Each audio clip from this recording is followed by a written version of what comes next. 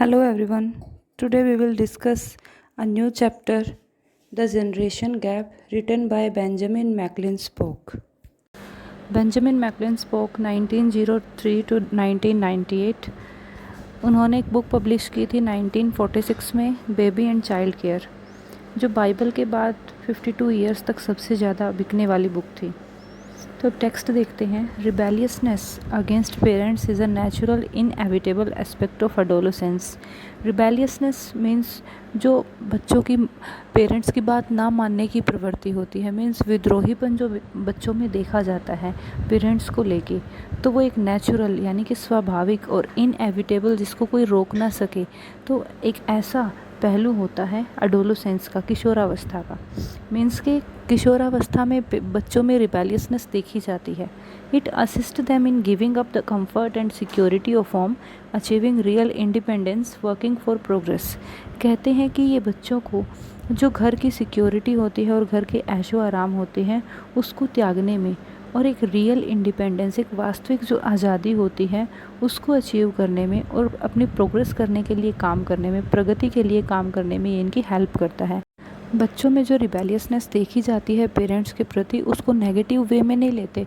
वो कहते हैं कि वो एक ज़रूरी ट्रेट होती है, बच्चों की ज़रूरी गुण होता है जो बच्चों में होना चाहिए। अगर रिबेलियसनेस उनमें है तो वो क्या करेंगे, एक रियल इंडिपेंडेंस को अचीव करेंगे, प्रोग्रेस करने के लिए काम करेंगे। The most basic problem for the young person, though he doesn't usually think of it in these terms। कहते हैं कि हालांकि इस बारे में बच्चे सोचते नहीं हैं, लेकिन जो सबसे बेसिक प्रॉब्लम होती है यूथ की वो क्या होती है, is to find his own identity, खुद की पहचान ढूंढनी होती है। To find out what sort of person he really desires to be, ये पता लगाना कि वो सच में वो कैसा इंसान बनना चाहता है। And to get started being a person, और उस तरह का इंसान बनना कैसे शुरू किया जाए। तो ये सबसे मेन प्रॉब्लम होती है एक युवा व्यक्ति की। This doesn't mean just the specific job he will take. इसका मतलब ये नहीं है कि वो किसी स्पेसिफिक जॉब के बारे में और the hobbies he will enjoy, या फिर किसी हॉबी के बारे में जो वो इन्जॉय करना चाहता है उसका ये मतलब नहीं होता। It means the kind of personality he will and up with. इसका मतलब होता है कि किस तरीके का व्यक्तित्व वो अंत में धारण करना चाहेगा। How he will be thought of by his friends, family and himself, किस तरीके से उसके दोस्त, उसका परिवार और वो खुद अपने आप को कैसे देखा करेगा। It is not so much a matter of coming to conscious decision. कहते हैं कि सोच विचार कर किए गए निर्णयों की कोई बहुत बड़ी बात नहीं होती। It's gaining a sense of being an independent person, बल्कि ये बात होती है कि एक इंडिपेंडेंट आदमी कैसे बना जाए, उस तरीके की सेंस को उसका आभास करना। With a job to do, और जिसके साथ उसके लिए कोई नौकरी भी हो। There are three principal elements that go to make up the identity an individual finally achieves। अब राइटर कहते हैं कि तीन ऐसे प्रिंसिपल एलिमेंट्स होते हैं जो एक इंडिविजुअल, जो एक आदमी अंत में प्राप्त कर लेता है। तो क्या होते हैं वो three principal elements? First and foremost is the character he was developing all through childhood. सबसे पहला और सबसे सर्वोपरि क्या होता है कि वो कैरेक्टर जो वो अपने चाइल्डहुड से डेवलप करता है अपने अंदर। A boy beginning at about the age of 3 has been striving to be a man just like his father and the little girl to be like her mother। कहते हैं कि एक बच्चा 3 साल की उम्र से ही कोशिश करता है कि वो अगर वो लड़का है तो अपने फादर के जैसा दिखे, अपने फादर जैसा आदमी बनना चाहता है, और एक लड़की है तो अपनी मदर जैसी बनना चाहती है। कहने का मतलब है कि एक लड़का अपने फादर की स्पिटिंग इमेज बनना चाहता है, जैसा उसका फादर है वैसा ही वो बनना चाहता है, और एक लड़की जैसी उसकी मदर है उसको फॉलो करती है। So they have had to cast themselves in the moulds of their parents. इसीलिए उनको खुद को अपने पेरेंट्स के मोल्ड्स में, यानी पेरेंट्स के सांचे में, पेरेंट्स के जैसा बनना पड़ता है, उसी अकॉर्डिंग खुद को ढालना पड़ता है। They are made of their parents, क्योंकि वो अपने पेरेंट्स से बने होते हैं। But to become an effective adult an individual must break off most of his dependence on his parents.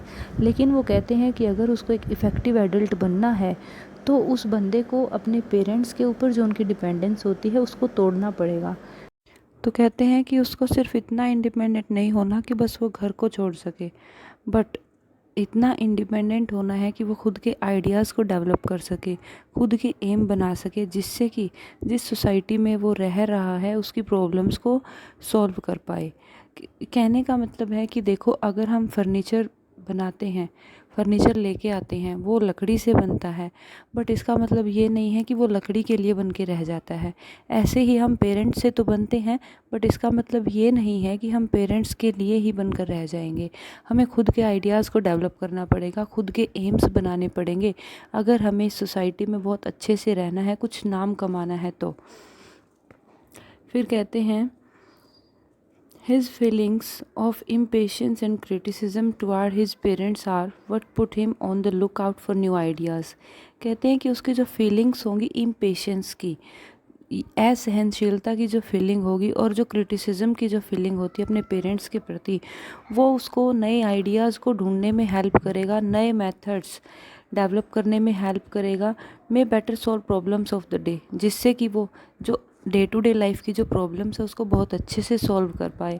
And incidentally also show up his parents generation as pretty well struck in the mud, और बहुत अच्छे तरीके से अपने parents को बता पाए कि आपकी जो जनरेशन थी वो बिल्कुल कीचड़ में धंसी हुई थी।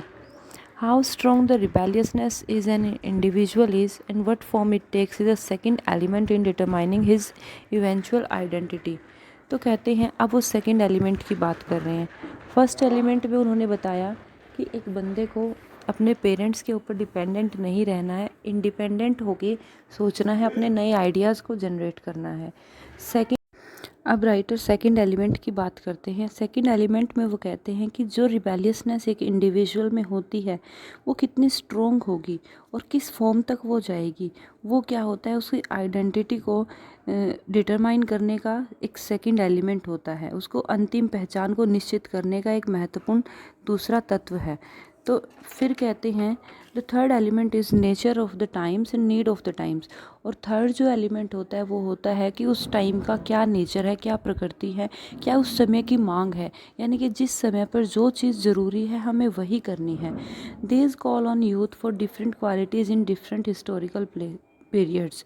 कहते हैं कि ये क्या करते हैं, ये चीज़ें अलग अलग समय में युवाओं से अलग अलग गुणों की मांग करते हैं।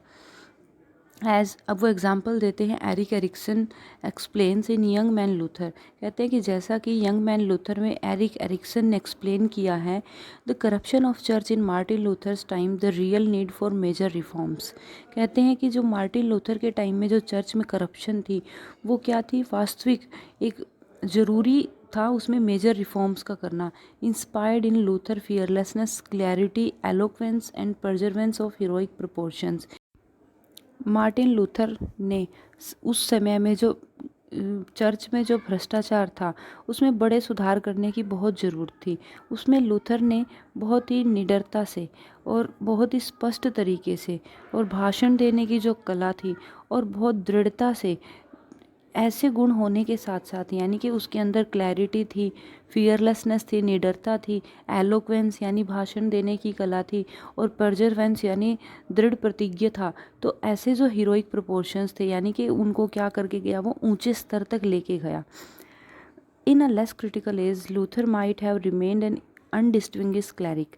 कहते हैं कि अगर टाइम कम क्रिटिकल होता तो शायद मार्टिन लूथर इतना नहीं कर पाता, वो एक साधारण सा पादरी बन के रह जाता। मतलब क्या है, वो थर्ड एलिमेंट को एक्सप्लेन करते हुए बताते हैं कि जो टाइम की डिमांड है, जो नेचर है टाइम का, हमें उसी अकॉर्डिंग काम करना है। जिस टाइम पर हमें जिस चीज़ की ज़रूरत है हमें सिर्फ वही करना है। अगर उस टाइम पर चर्च में इतना करप्शन ना होता तो शायद मार्टिन लूथर इस सिचुएशन तक या इस कंडीशन तक या इस स्टेटस तक वो नहीं आ पाते, वो एक साधारण से मामूली से पादरी बनकर रह जाते। Many of the advances of civilization. तो कहते हैं कि सिविलाइजेशन में, हमारी सभ्यता में बहुत सारी ऐसी उपलब्धियां हैं, जैसे कि टेक्निकल इन्वेंशंस हैं, साइंटिफिक डिस्कवरीज हैं, have been conceived by young people just on threshold of adulthood. तो वो क्या किया, हमारे जो ऐसे युवा थे जिन्होंने अभी थ्रेशोल्ड यानी दहलीज, एडल्टहुड यानी वयस्क होने की, तो कहते हैं कि जब उन्होंने वयस्क होने की दहलीज पर पहुँचे ही थे, यानी कि बहुत ही कम एज में उन्होंने टेक्निकल इन्वेंशंस कर ली थी, तकनीकी खोजें कर ली थी, साइंटिफिक डिस्कवरीज कर ली थी। because they were impatient with the achievement of past and because they had no need to defend the present. क्योंकि उनके अंदर वो इम्पेशेंस थे जो पास्ट में हमने अचीवमेंट्स की हैं उसको लेके, and because they had no need to defend the present, और वर्तमान का पक्ष लेने की उनको कोई ज़रूरत नहीं थी। यानी कि जो हमारे पास प्रेजेंट में होता है, बहुत सारे होते हैं, प्रेजेंट में हमें जो कुछ मिल गया हम उसी को एक्सेप्ट कर लेते हैं, कहते हैं कि हाँ यही समय की मांग और हमें बस इतना ही करना है। बट उनके अंदर वो चीज़ नहीं थी, वो प्रेजेंट को डिफेंड नहीं कर रहे थे और जो पास्ट में अचीव कर रखा था उससे वो खुश नहीं थे।